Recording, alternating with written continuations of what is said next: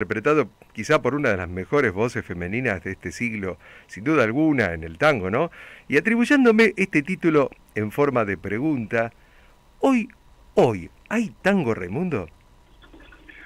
Sí, claro, por supuesto. Hoy hay tango y mucho más del que hubieran soñado los los grandes próceres del tango que allá por la década del 70, del 80 pensaban que cuando ellos ya no estuvieran más, este género se iba a terminar, porque el tango en la década del 70, del 80, casi no enamoraba a los jóvenes, a las personas jóvenes. Entonces parecía como que era una música que iba a quedar en el halcón de los recuerdos. Sin embargo, a mediados de los 90 y sobre todo en este siglo apareció un montón de gente joven, chicos y chicas que empezaron a aprender a tocar el bandoneón y empezaron a cantar primero el repertorio clásico y después se animaron a componer cosas más actuales. De manera que hoy el tango está muy vivo, por suerte. Hay un montón de cosas para todos los gustos, con todas las intenciones estéticas que uno se pueda imaginar. Así que sí, hoy hay tango. Sí, señor, sí, señor. Yo creo que sí, y hay mucho tango. El tango goza de un presente muy grande. Hay muchos difusores también, como nosotros, que se están plegando en las radios, en las FM, municipales o no, las alternativas, las comunitarias, y yo creo que va a dar que hablar en la próxima década toda esta proliferación que asistimos. Yo le cuento a los oyentes que cuando yo lo llamé para hacer esta entrevista a Raimundo, él me decía, estoy terminando de dar justo un seminario y ya estás acomodado en el aula, ¿cómo estás? ¿En el colectivo? ¿Dónde te encontramos hoy, Raimundo? No, es por Zoom, yo ya desde el año pasado con la pandemia, todas las clases, tanto en la universidad como en otros seminarios y cursos y talleres, los estoy dando todo por Zoom, así que acabo, pero justo cuando sonó el teléfono acababa de cerrar el Zoom con los alumnos. Y viste, acá estoy en casa. Debe ser porque los docentes tenemos ese timing, ¿no? Que decimos, bueno, seguro que ya terminó la clase y Raimundo ya está para nosotros, ¿viste? Claro, exactamente. Ahí está. ¿Cuál es el trasfondo de este tango? Porque es un tango hecho acá en conjunto con el amigo José Teisidó, con el cual he grabado, también hemos cantado. La verdad que es un musicazo de la hostia, pero ahí tiene cositas del jazz, del blues. ¿Cuál es el trasfondo y con esa magnífica voz? Mira, Jacqueline hacía hace algunos años un programa de radio que se llamaba Hoy hay tango. Mira. Y en un momento me pidió si quería escribirle la canción para identificatoria del programa, ¿no? Como cortina. Claro, como si fuera la cortina, claro. Exactamente. Y yo le pregunté si quería que la hiciera con algún músico en especial, me dijo que no, que lo dijera yo, entonces yo lo llamé a José, que ya habíamos hecho varias cosas, incluso Jackie nos había cantado ya Tango y Mugre, que fue la primera canción que hicimos con José, y entonces armamos esta canción, yo le pasé la letra a José, y la idea nuestra fue hacer algo que identificara el programa, pero que más allá del programa, fuera un tango que tuviera que ver con el espíritu de lo que hablábamos recién, ¿no? Qué es lo que está pasando hoy, qué es lo que se hace hoy, y que pudiera tener una vida propia más allá del programa. Por eso es que se difunde por afuera del programa, sí, y hay otros cantantes que están incorporando ese tema en su repertorio. Ya te lo están tomando, seguro, sí. Hoy hay tango realmente, pero hablando del tango de hoy, claro, pero a vos, ¿cuándo te enamora, ya hablando un poco de esta faceta tuya de escritor y de poeta, cuándo te enamora, vamos a retroceder un poquito en tu historia, la escritura, la poesía y finalmente todo esto se plasma en el tango? Mira, yo generacionalmente pertenezco a los chicos y chicas que crecieron escuchando rock. Yo soy un hijo del rock nacional, básicamente, ¿no?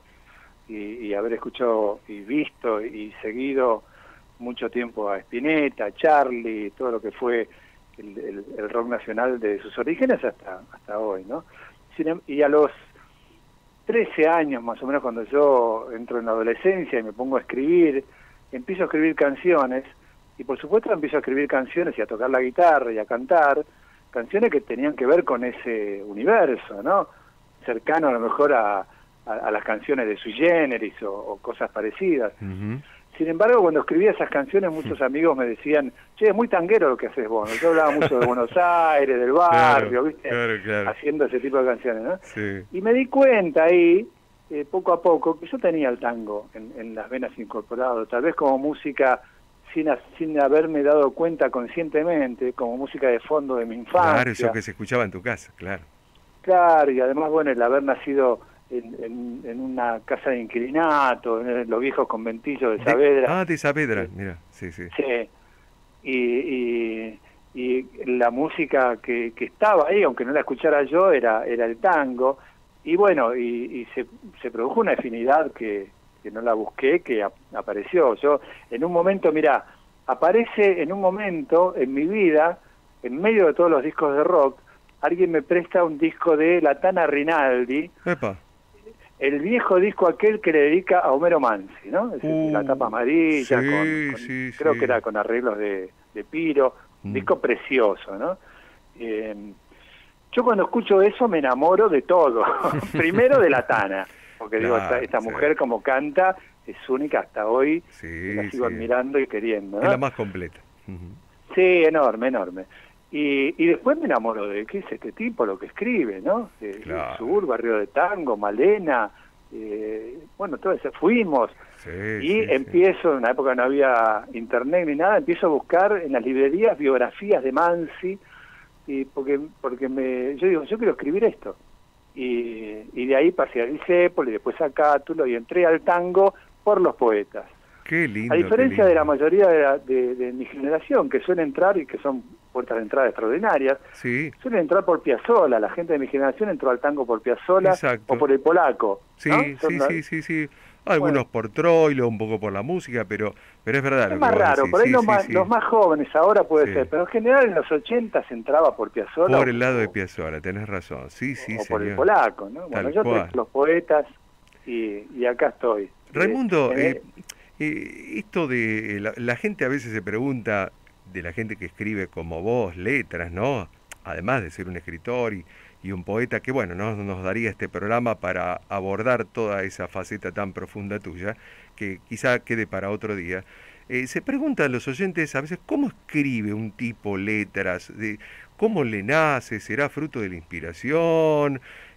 O trabaja con otro al lado, o es también guitarrista, o es músico. ¿Qué viene primero? ¿La letra? ¿Viene la música? ¿Las dos al mismo tiempo? ¿Es una varita mágica que te toca en un momento? ¿Cómo lo sentís vos? ¿Cómo lo vivís vos desde tu poesía?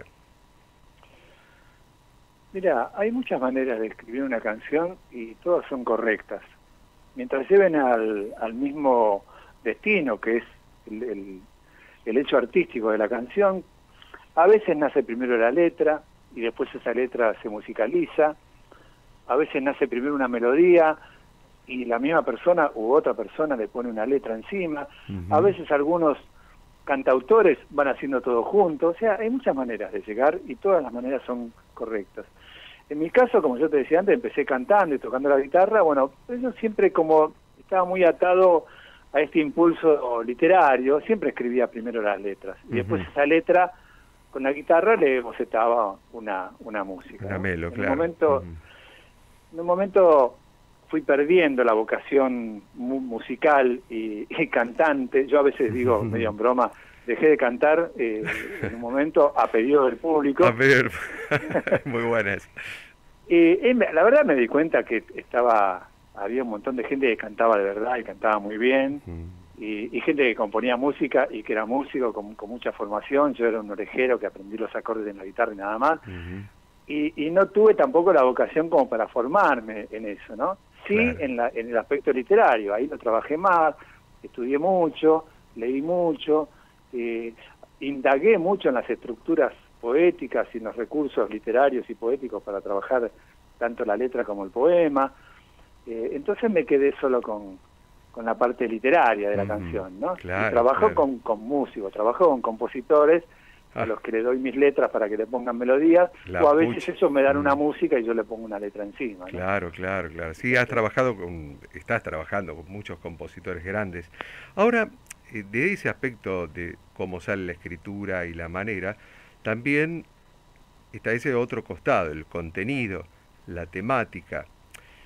Yo me pregunto en tu caso, ¿surge de acuerdo al contexto, la coyuntura que vivimos? ¿Surge desde algún otro lugar, un lugar social? Por ejemplo, ¿te propones de antemano los temas sobre los cuales van a versar tus temas, valga la redundancia?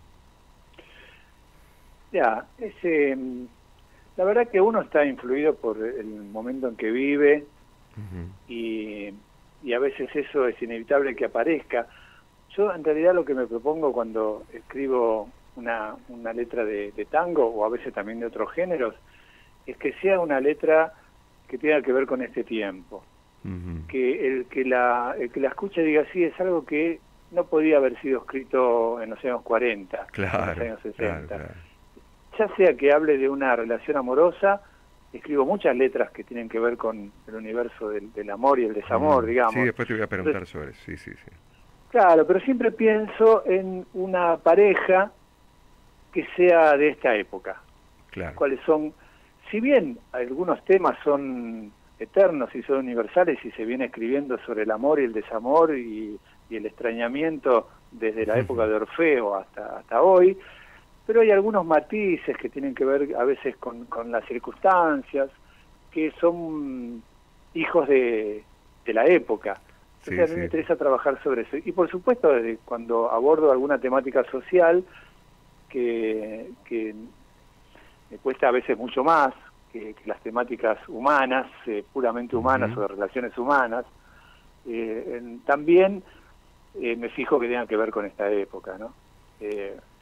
También son las cuestiones sociales se van reproduciendo de época a época, pero hay características diferentes, ¿no? Exacto. Nosotros estamos atravesados por una época donde en la década del 80 hubo una dictadura, y bueno, y esto de alguna manera marcó todo lo que se escribió después de ese momento, y el 2001, y bueno, una serie de cosas, justamente, los cartoneros. Tal cual. Mira, justamente estaba queriendo apuntar ahora a ese aspecto más social de tu obra.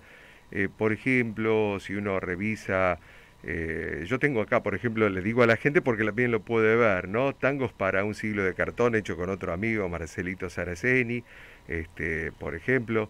Y uno ve algunos temas de estos han sido premiados, como por ejemplo la Milonga de los Arroyos por el Fondo Nacional de las Artes, le comento a nuestra audiencia, allá por el año 2009, y tenés un alto compromiso ahí social, haciendo una analogía poética, diría, con esos arroyos de antaño y también nuestros desaparecidos. También muy bien interpretada por Esteban, otro amigo, Esteban Riera, que la hemos pasado acá. O por ejemplo, Soy Cantor, donde le pone voz Esteban, pero vos le ponés voz a ese intérprete de aquellos que por ahí no tienen voz dentro del tango, en ese Soy Cantor.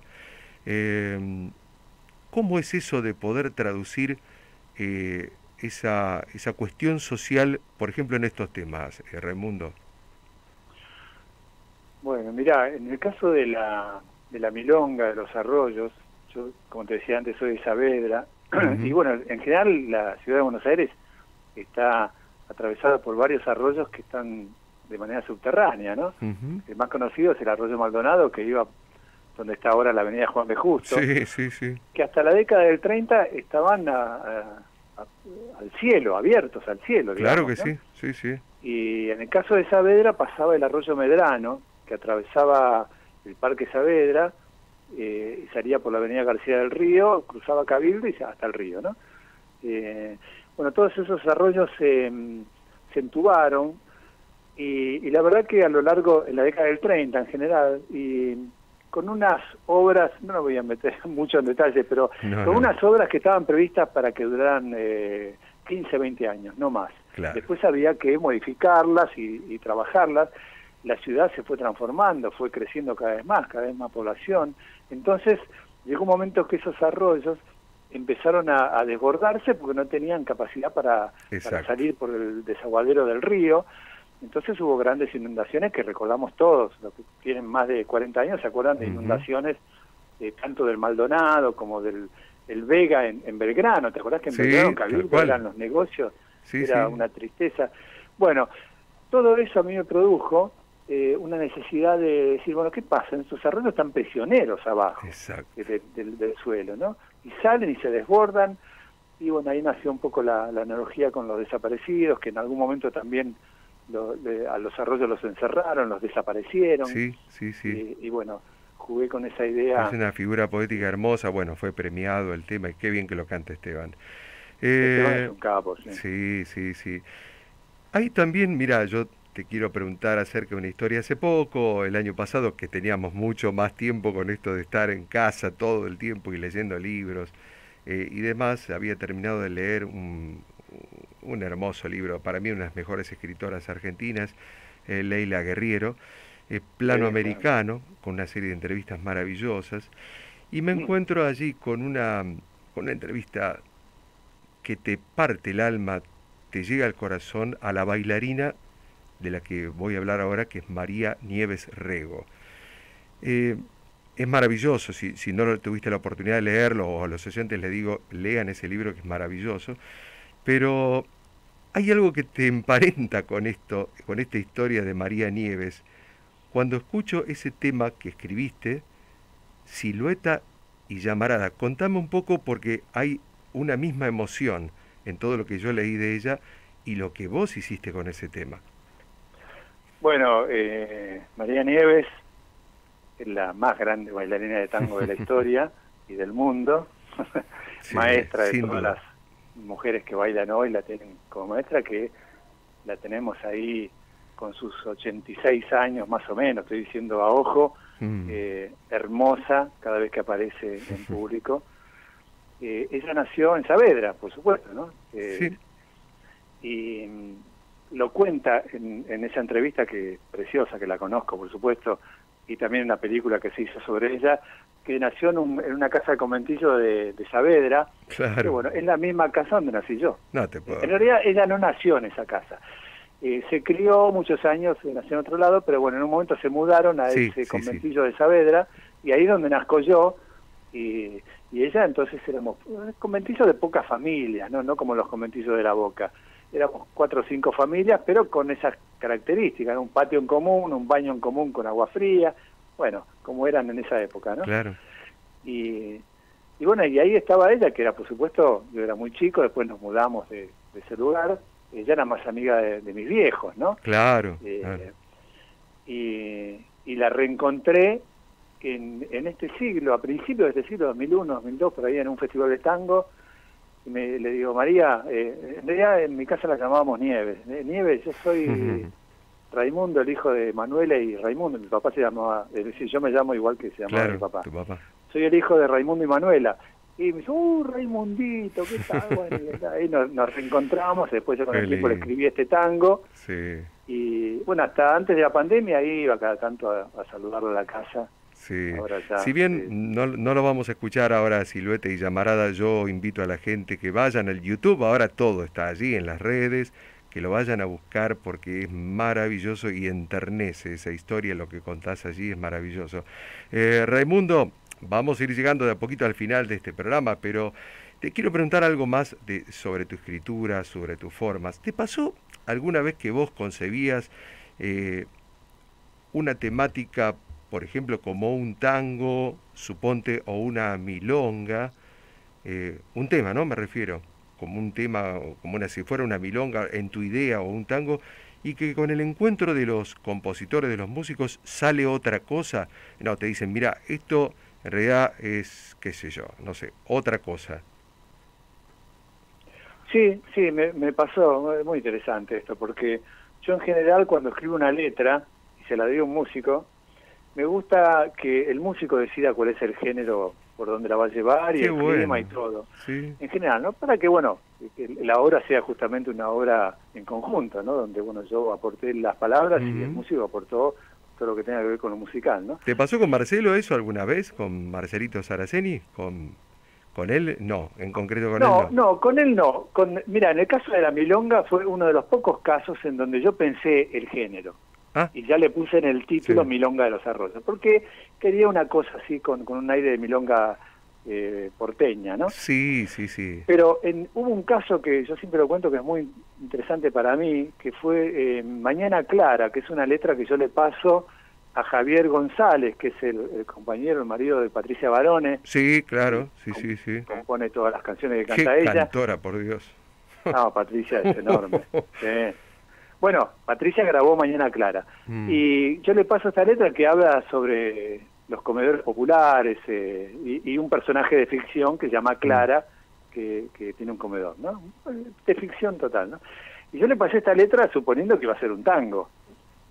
Y Javier me llama a los 2 o 3 meses y me dice, che, ya hice el candombe, ¿eh? Digo, ¿qué candombe? Mañana, claro.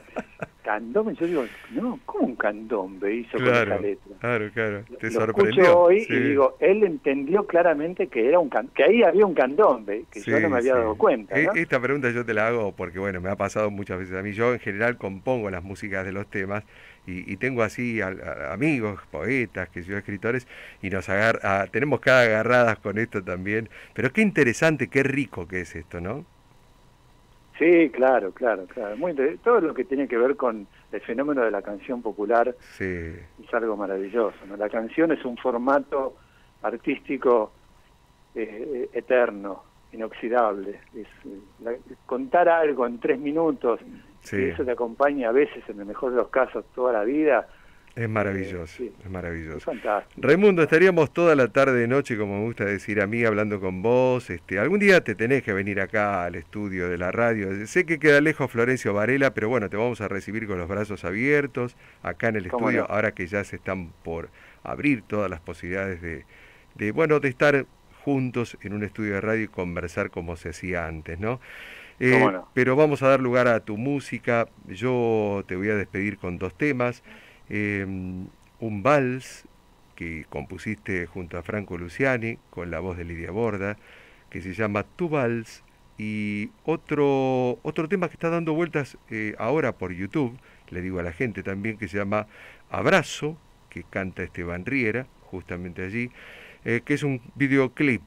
Y como decía Hamlet, Lima Quintana en este caso, en su famoso poema, yo creo que sos parte de esa gente necesaria, Raimundo, y creo que la poesía, el arte en general y la canción nuestra es la tabla de salvación. Creo que se ha demostrado mucho en esta pandemia y que es un refugio que necesitamos todos siempre de manera permanente, creo yo, ¿no? Así que bueno, gracias por tu participación y estaremos disfrutando de tu música, de tu poesía, seguramente en algún otro momento. Bueno, muchísimas gracias por tus palabras, Roberto. Mm. Te agradezco mucho, muy generoso, y para mí fue una enorme alegría compartir estos minutos con vos y con la audiencia, y ya nos vamos a encontrar en algún futuro cercano.